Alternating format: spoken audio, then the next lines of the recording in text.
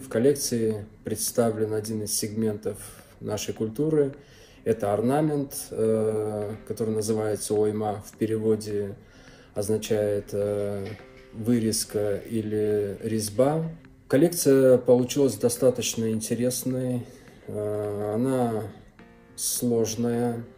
Сложность, я бы сказал, заключается в ее некой провокативности и те месседжи, те мысли, которые художник хотел передать через них, они отображают наше сегодняшнее время, наше сегодняшнее состояние, в котором мы находимся. Полине удалось в этой коллекции за счет ярких цветов внести оптимизм, внести веру и уверенность в том, что мы живы, мы продолжаем работать, мы показываем амбиции, и тот запрос, который есть у общества, он придал нам силы для того, чтобы сделать эту коллекцию.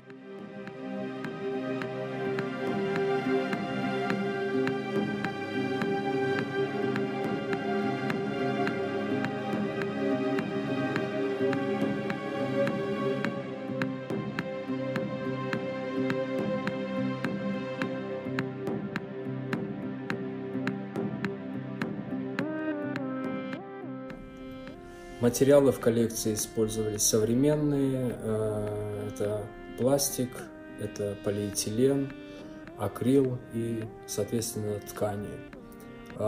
Вся коллекция была представлена в 4 цветах: красный, лимонный, черный и белый. Цвета контрастные, яркие и такие стимулирующие.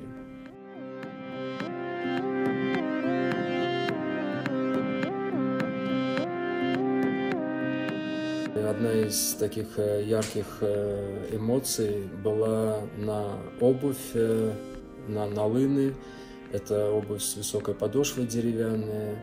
Конечно же, сложно было передвигаться по подиуму моделям.